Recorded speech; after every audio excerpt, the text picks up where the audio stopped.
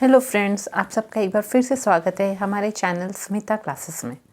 आज हम लोग स्टैंडर्ड 3 के एसएसटी बुक से पढ़ाई करेंगे। उस बुक का नाम है आवर सोशल एनवायरनमेंट और उसका जो फर्स्ट चैप्टर है उसको हम लोग पढ़ेंगे। फर्स्ट चैप्टर है द अर्थ आवर होम, पृथ्वी हमारा घर। उस पर हम लोग पढ़ाई करेंगे। We will start reading the chapter. The earth is a heavenly body. We know that the sky is all above us. It looks like blue. It looks light blue. We see the sun during the day in the sky. We can see some other objects in the sky on a clear starry night. We can see the moon and the stars. The stars are hot bodies that emit light, but the moon has no light of its own. It only shines with the light of the sun, which is a star too. There are some other objects in the sky which have no light of their own. These objects become bright on account of sunlight. They keep moving around the sun all the time. These objects are known to be 8 in number. They are called planets. They form the family of the sun known as solar system. Heavenly bodies. Natural objects like sun, moon, stars which are visible in the sky are called heavenly bodies. कहा जा रहा है कि the earth is a heavenly body. हमारी जो पृथ्वी है वो एक हेवनली बॉडी है। हेवनली बॉडी क्या होता है? हेवन मतलब स्वर्ग होता है, तो स्वर्ग का कुछ जो स्वर्ग की जो वस्तु होगी है ना, वह होता है हेवनली बॉडी। ऐसा उसका लिटरल मीनिंग है, पर एक्चुअली उसका मीनिंग क्या है? जो भी नेचुरल ऑब्जेक्ट है जो कि हमारे एनवायरनमेंट में, हमारे प्रकृति में नेचुरली पहले से पाया जाता है ऑब्जेक्ट्स। कैसे? सन, मून, स्टार है ना, सूर्य, चंद्रमा और तारे, जो भी हमारे पृथ्वी में प्राकृतिक रूप से पाए जाते हैं, हमारे आसपास नेचुरल तरीके से पाए जाते हैं, और जो हमारे स्काई में विजिबल होते हैं, मतलब आकाश में हमें दिखाई देते हैं, सन, मून और स्टार, वो सब हेवनली बॉडीज़ कहलाते हैं। ठीक है, यानी एक तरीके से कह सकेंगे जो स्पेस का जो भी ऑब्जेक्ट है स्पेस में जो हम लोग को दिखाई दे रहा है हमारे आकाश में, वो हेवनली बॉडीज़ कहलाएगा। हम लोग के पूरे ऊपर क्या है? स्काई है, आकाश है, अंबर है पूरा। ठीक है, वो कैसे कलर का दिखता है? हम लोग को लाइट ब्लू कलर का दिखाई देता है। और हम लोग को दिन के समय, डे टाइम में क्या दिखाई देता है? सूरज दिखाई देता है, सन दिखाई देता है। अच्छा, अब एक क्लियर स्टारी नाइट होगा, मतलब कि पूरा साफ आसमान है, बादल नहीं है और बहुत सारे तारे चमक रहे हैं आसमान में। उस समय क्या है कि हम लोग को और भी दूसरी चीज़ भी दिखाई देती हैं आकाश में, है ना। चंद्रमा दिखाई देता है, तारे टूटते हुए दिखाई देते हैं, और कुछ ऐसे भी तारे दिखाई देते हैं जो टिमटिमाते नहीं हैं। इस तरह बहुत सारे अदर ऑब्जेक्ट्स भी हम लोग को स्काई में दिखाई देते हैं। कब? जब क्लियर स्टारी नाइट होगा, मतलब पूरा साफ क्लियर है, बादल नहीं है और तारे टिमटिमा रहे हैं। उस वक्त हम लोग को चंद्रमा दिखाई देता है, तारे दिखाई देते हैं। स्टार्स जो होते हैं, तारे जो होते हैं, वो बहुत ही हॉट बॉडीज़ होते हैं। वो जलते हुए आग के गोले होते हैं जिनमें से कि लाइट निकलता है, इसीलिए वो हमें टिमटिमाते हुए दूर से दिखाई देते हैं, है ना। But the moon has no light of its own. पर चंद्रमा की अपनी लाइट कुछ भी नहीं होती है, फिर भी वो हम लोग को चमकता हुआ क्यों दिखाई देता है? इसके ऊपर जो वो सन के लाइट को यूज़ करता है, सन का जो लाइट उसके ऊपर पड़ता है, उसके कारण जो है वह हम लोग को चमकता हुआ दिखाई देता है। ठीक है, और सन जो है, सन खुद भी एक स्टार है। जैसे बाकी तारे हैं, वैसे ही सन भी एक तारा ही है। ठीक है, फिर और भी कुछ ऐसे ऑब्जेक्ट्स हम लोग को स्काई में दिखाई देते हैं जो चमकते हुए नहीं दिखाई देते हैं, टिमटिमाते हुए नहीं दिखाई देते, ट्विंकल करते हुए नहीं दिखाई देते हैं, और फिर भी वह ब्राइट दिखते हैं, चमकदार दिखते हैं, भले ही वो टिमटिमा नहीं रहे हो, ट्विंकल कर नहीं रहे हो। वो क्यों चमकदार दिख रहे हैं? क्योंकि वो सन के लाइट को यूज़ कर रहे हैं। ठीक है, और वो सब जो है वो सन के चारों तरफ चक्कर लगा रहे हैं, गोल गोल चक्कर लगा रहे हैं, हर समय वो गोल गोल चक्कर लगा रहे हैं सन के चारों तरफ, इसीलिए कभी कभी हम लोग को दिखाई देते हैं। ठीक है, वो ऑब्जेक्ट्स कितने हैं? 8 हैं जो सन के चारों तरफ चक्कर लगा रहे हैं। वैसे 8 ऑब्जेक्ट्स हैं स्काई में, आकाश में। हाँ, 8 ऑब्जेक्ट्स हैं जिन्हें हम देख पा रहे हैं, मतलब माइक्रोस्कोप की मदद से, टेलीस्कोप की मदद से उन्हें हम देख पा रहे हैं। वो जो 8 ऐसे बॉडीज़ हैं जो कि ट्विंकल नहीं कर रहे हैं, पर फिर भी हम लोग ब्राइट हैं स्काई में क्योंकि वो सन का लाइट यूज़ कर रहे हैं। ऐसे 8 बॉडीज़ हैं जिनको हम लोग टेलीस्कोप की मदद से भी देख पाते हैं। उनमें से कुछ को हम लोग ऐसे भी देख पाते हैं, वो कहलाते हैं प्लैनेट्स। और जो सन है और ये 8 प्लैनेट्स हैं, और प्लैनेट मतलब ग्रह, तो ये जो सूर्य है, 8 ग्रह हैं, और ग्रहों पे जो भी चंद्रमा है ना, हर प्लैनेट का अपना अपना चंद्रमा है, तो वो सारे चंद्रमा, सूर्य और ये प्लैनेट्स ये सब मिलके सोलर सिस्टम बनाते हैं।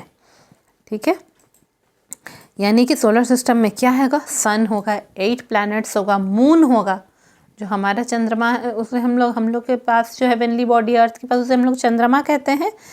ठीक है, इसी तरह और सैटेलाइट्स भी हैं, है ना, और दूसरे जो है दूसरे ग्रहों के भी जो चंद्रमा होते हैं वो सब मिला के जो है तो वो सब सूर्य के चारों तरफ चक्कर लगा रहे हैं और सोलर सिस्टम बनाते हैं। Solar system: the sun, the 8 planets, their moons or satellites, and other heavenly bodies that move around the sun make up the solar system. 8 planets are Mercury, Venus, Earth, Mars, Jupiter, Saturn, Uranus and Neptune. देखिए क्या है कि सूर्य बीच में है, उसके चारों तरफ गोल गोल circles है, जिन सर्कल्स पे एक्चुअली वो सर्कल पूरे बने हुए नहीं हो, इमेजिनरी सर्कल्स है, तो वो सर्कल्स पे एक एक प्लैनेट मूव कर रहा है, यानी सूर्य का चक्कर हर प्लैनेट लगा रहा है। और हर एक प्लैनेट के से नज़दीक नज़दीक उसका गोल गोल चांद भी है, जो कि वह चांद जो है वह प्लैनेट का चक्कर लगा रहा है, यानी प्लैनेट सूर्य का चक्कर लगा रहा है और चांद प्लैनेट का चक्कर लगा रहा है। ठीक है, तो हम लोग को 8 प्लैनेट से हमारा यह जो सोलर सिस्टम है, जिसमें कि सबसे हेड कौन है, सन है, तो इस सोलर सिस्टम में 8 प्लैनेट्स है ना। उसको आप लोग कैसे याद करेंगे, एक सेंटेंस होता है ना, my very educated mother just showed us 9 planets, ऐसे बोलते हैं। ठीक है, तो माई से मर्क्यूरी, वेरी से वेनस, एजुकेटेड से अर्थ, मदर से Mars, just say Jupiter, showed से सैटर्न, अस से यूरेनस और एन से नेपट्यून। पहले क्या होता था, 9 प्लैनेट्स होते थे, प्लूटो भी होता था, पर प्लूटो जो है वो उस क्राइटेरिया में फिट नहीं बैठा जो प्लैनेट्स के क्राइटेरिया होता है, इसलिए उस प्लूटो को अब प्लैनेट के कैटेगरी से निकाल दिया गया है, वो और हमारे सोलर सिस्टम का प्लैनेट नहीं है। ठीक है, तो ये 8 प्लैनेट्स ही अब हैं, Mercury, Venus, Earth, Mars, Jupiter, Saturn, Uranus, Neptune. Universe: the vast space containing all the heavenly bodies is called the universe. Our Earth is one of the 8 planets that revolves round the sun. The planet Earth is a tiny part of the universe. Seen from the space, the Earth looks blue because of water in oceans and seas. Therefore, the Earth is called the blue planet or watery planet.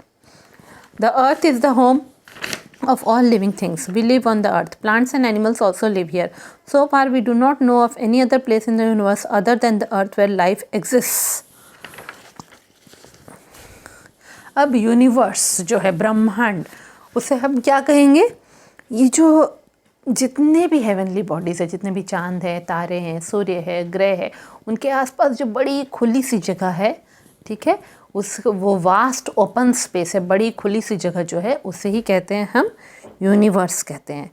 ठीक है, तो जो 8 planet जो कि सन के चारों तरफ revolve कर रहे हैं, मतलब सन का चक्कर जो काट रहे हैं 8 प्लैनेट, उनमें से एक प्लैनेट कौन सा है, हमारा अर्थ है, हमारी पृथ्वी है।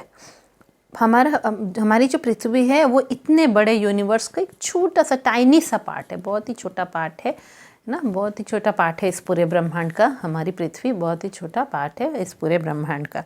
अगर हम लोग स्पेस से देखेंगे, रॉकेट से हम लोग ऊपर जाएंगे, पृथ्वी के बाहर स्पेस में चले जाएंगे और ऊपर रॉकेट से देखेंगे तो हमारी पृथ्वी कैसी दिखाई देती है, ब्लू कलर की दिखाई देती है। क्यों? क्योंकि पृथ्वी के ऊपर बहुत पानी है, ओशंस है, सीज़ है ना, सागर है, महासागर है, उसके कारण जो है वह पृथ्वी नीली रंग की दिखाई देती है, ब्लू कलर की दिखाई देती है। इसीलिए हमारी पृथ्वी का और एक नाम क्या है, ब्लू प्लैनेट या वाटरी प्लैनेट, है ना, पानी वाला ग्रह या नीला ग्रह कहते हैं। अब है कि the earth is a livable place, मतलब अर्थ, पृथ्वी जो है वो रहने लायक जगह है जहाँ की जीव जंतु रहते हैं। ठीक है, अब जो है जितने भी जीव जंतु हैं वो उन सबों का घर कौन सा है, पृथ्वी है। हम सब पृथ्वी पे रहते हैं, यहाँ पे पौधे भी रहते हैं, जानवर भी रहते हैं। अभी तक जो है हम लोग को पता नहीं चल पाया कि इस पूरे ब्रह्मांड में, इस पूरे यूनिवर्स में और भी कोई ऐसा जगह है जहाँ जीव जंतु रहते हैं। इसका पता हम लोग को अभी तक नहीं लग पाया है। लोग गैस करते हैं कि हाँ दूसरे ग्रहों में भी दूसरे ग्रह भी ऐसे होते होंगे जहाँ जीव जंतु रहते होंगे, पर अभी तक यह पता चल नहीं पाया है। ठीक है, Our Earth is special and different from other planets. It is the only planet on which life exists. This is because the conditions required to support life are found only on the Earth. These conditions are: the Earth has air around it called atmosphere. The air is very rich in a gas called oxygen. We need this oxygen to breathe in to survive. The Earth has water in liquid form. About 3/4 of the Earth's surface is covered with water. This water is present in rivers, lakes, seas, and ocean. The Earth is neither too hot, neither too near nor too far from the sun. Hence, the right amount of heat reaches the Earth. अब है कि हमारा जो अर्थ है वो special है, हाँ, बहुत ही अनोखा है और बाकी दूसरे ग्रहों से, बाकी दूसरे प्लैनेट से बहुत ही अनोखा है।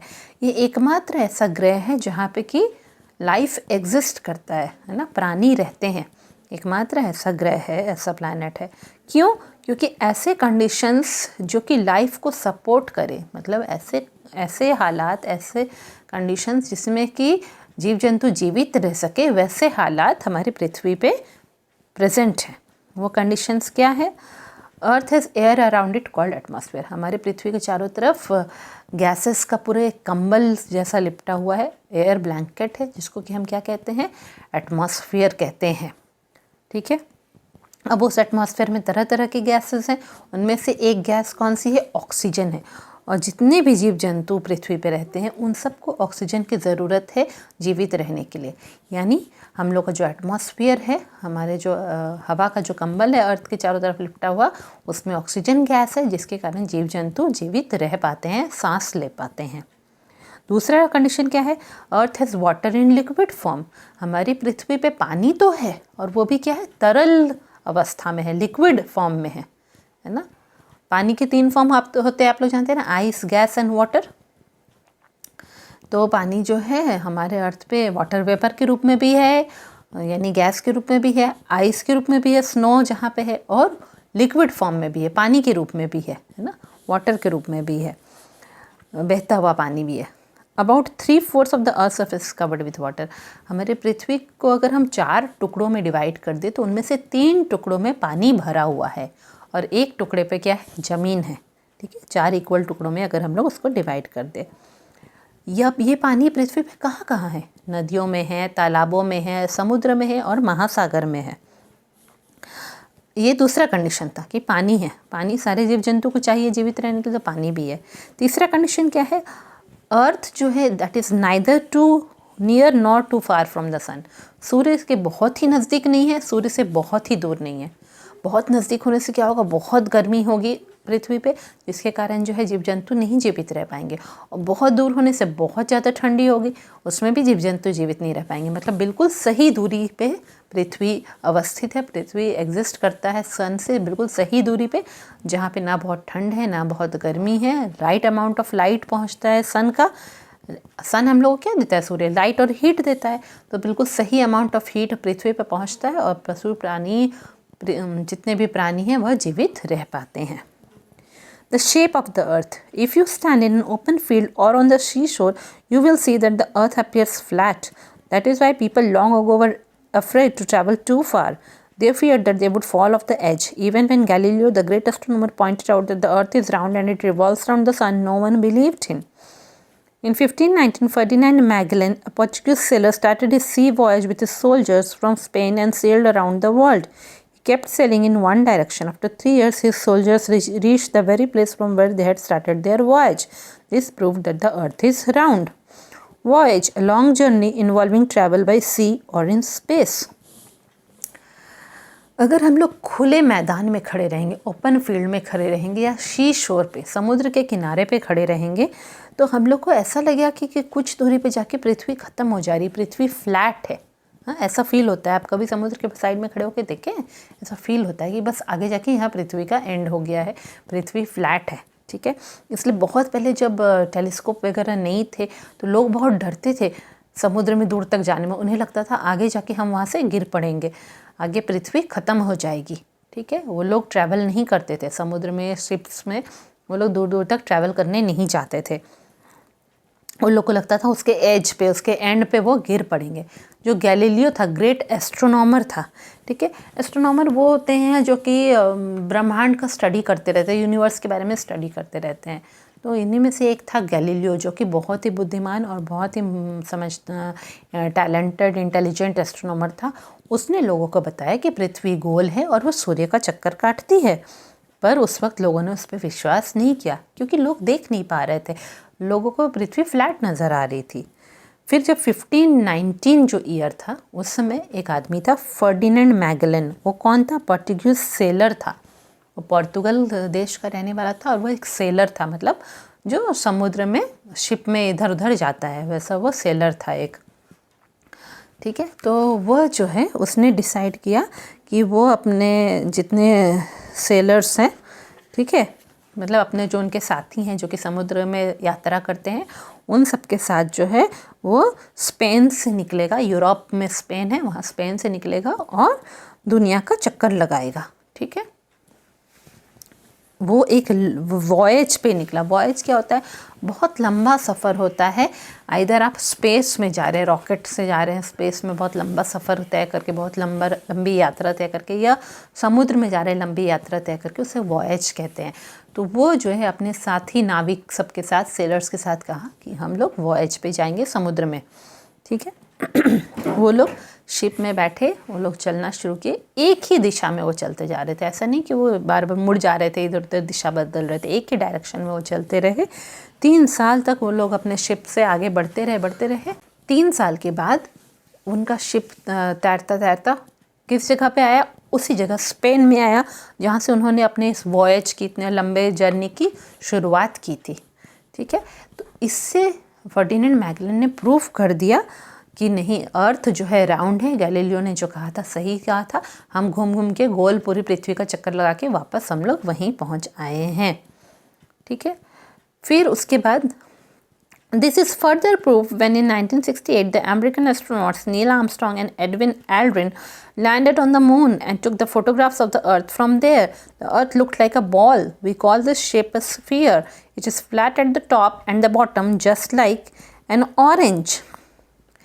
ठीक है। अब उसके बाद जो ये तो उसने प्रूव कर दिया। उसके बाद क्या हुआ कि 1968 में, ज़्यादा पुरानी बात नहीं है, 1968 में जो है 2 एस्ट्रोनॉट्स थे। एस्ट्रोनॉट कौन? जो कि रॉकेट में बैठ के स्पेस में जाते हैं। तो 2 अमेरिकन एस्ट्रोनॉट्स थे, अमेरिका से वो लोग गए थे। एक थे नील आर्मस्ट्रॉन्ग और एक थे एडविन एल्ड्रिन थे, ठीक है। ये लोग रॉकेट में गए, रॉकेट के थ्रू स्पेसक्राफ्ट में से गए वो लोग, और कहाँ पे उतरे? चंद्रमा के ऊपर उतरे, ठीक है। चंद्रमा के ऊपर उतरे और वहाँ से उन्होंने हमारी पृथ्वी के फोटोग्राफ्स खींचे, ठीक है, पृथ्वी के फ़ोटो लिए। और उन फोटोग्राफ से पूरा क्लियर हो गया कि पृथ्वी हमारी गोल है, बॉल के जैसे शेप की है, और बॉल ऊपर और नीचे थोड़ा थोड़ा फ्लैट है उसका टॉप और बॉटम में, और बाकी साइड में बल्ज किया हुआ है, गोल है, ठीक है। जैसे कि एक ऑरेंज होता है, एक हम लोग संतरा खाएंगे तो ऊपर नीचे वो थोड़ा फ्लैट लगता है, साइड में गोल लगता है ना, वैसे ही हमारी पृथ्वी है। तो ये प्रूव हो गया कि पृथ्वी जो है वह गोल है, फ्लैट नहीं है। Bodies that move around the planets are called satellites. Most planets have one or more satellites. Moon is the satellite of the Earth. जो भी ये हेवनली बॉडी है जो कि प्लैनेट का चक्कर काटती हैं, उन्हें सैटेलाइट कहते हैं, ठीक है। ज़्यादातर जो प्लैनेट है उनके पास एक या एक से ज़्यादा सैटेलाइट भी होते हैं। हमारे सैटेलाइट का नाम क्या है? हमारी पृथ्वी के सैटेलाइट का, उसका नाम चंद्रमा है। इसी तरह आर्टिफिशियल सैटेलाइट्स भी बना के मनुष्य ने पृथ्वी के आसपास रख दिया है, जो कि पृथ्वी का चक्कर काट रही हैं, ठीक है। Galileo built the first ever telescope. With it, he could see some heavenly bodies no one had ever seen before. Galileo ने क्या बनाया था? टेलीस्कोप बनाया था। टेलीस्कोप क्या होता है? ऐसा इंस्ट्रूमेंट होता है जिससे बहुत दूर की चीज़ों को हम क्लियरली देख पाएंगे। जैसे माइक्रोस्कोप होता है, उससे बहुत छोटी चीज़ों को बड़ा करके हम देख पाते हैं ना, बैक्टीरिया वगैरह को भी। उसी तरह टेलीस्कोप होता है जो बहुत दूर की चीज़ों को नज़दीक करके हमें दिखाता है। तो गैलीलियो ने पहला टेलीस्कोप बनाया, उससे उसने ऐसे ऐसे हेवनली बॉडीज़ देखे जिसे पहले लोगों ने नहीं देखा था। Looking from the distance, the land and the sky seem to meet, but actually they never meet. The place where they seem to meet is called horizon. We must take care of the earth just as it takes care of us. कई बार होता है ना, आप खुले field में खड़े रहेंगे और देखेंगे दूर तक ना, तो आपको एक जगह लगेगा ना कि जैसे स्काई नीचे झुक गया है और पृथ्वी को टच कर रहा है ना। लगता है उस जगह पे बहुत दूर पे स्काई और पृथ्वी एक दूसरे को टच कर रहे हैं, वहाँ मीट कर रहे हैं स्काई और पृथ्वी। पर एक्चुअली ऐसा नहीं होता है, कभी वो मीट नहीं करते हैं। उस पॉइंट को जहाँ पे हमको लगता है कि दोनों मीट कर रहे हैं, उसे होराइजन कहते हैं। होराइजन इंग्लिश में कहते हैं और हिंदी में कहते हैं क्षितिज कहते हैं, है ना। जहाँ पे लगता है कि पृथ्वी और धरती एक दूसरे से मीट कर रही हैं, मिल रही हैं, उसे क्षितिज कहते हैं। ठीक है। पृथ्वी हमारी केयर करती है, हमारी देखभाल करती है, हमें हवा देती है, ऑक्सीजन देती है, फल फूल देती है, पानी देती है। उसी तरह हमें भी हमारी पृथ्वी का देखभाल करना चाहिए, हमारी पृथ्वी को पॉल्यूटेड नहीं करना चाहिए, है ना। तभी हम लोग इस पृथ्वी पे बहुत सालों तक अच्छे से आराम से जी पाएंगे। तो आज आपने बहुत सारी चीज़ें जानी ना अर्थ के बारे में, जिस अर्थ पे हम लोग रह रहे हैं उसके बारे में बहुत सारी चीज़ें जानी ना। आपको क्या लगता है, ऐसा और एक प्लैनेट है जहाँ लाइफ एग्जिस्ट करता है? मुझे तो लगता है बिल्कुल होता होगा। जिस तरह हमारा सोलर सिस्टम है वैसे ही और भी सोलर सिस्टम्स होते होंगे, जहाँ पे ऐसे भी प्लैनेट होते होंगे जो बिल्कुल जैसे हमारा अर्थ सही दूरी पे है सन से, वैसे ही वहाँ पे भी कुछ प्लैनेट ऐसे होते होंगे जो कि वहाँ के सन से सही दूरी पे रहते होंगे। और अगर सही दूरी पे होंगे, हवा होगी, पानी होगी वहाँ पे, तो ज़रूर वहाँ पे भी लाइफ एग्जिस्ट करता होगा। हो सकता है आगे फ्यूचर में हम लोग जान पाए दूसरे प्लैनेट्स में भी लाइफ एग्जिस्ट करता है कि नहीं। ठीक है, आज के वीडियो में इतना ही। जल्दी हम लोग अपने नए वीडियो के साथ आपसे मिलेंगे। तब तक के लिए थैंक यू।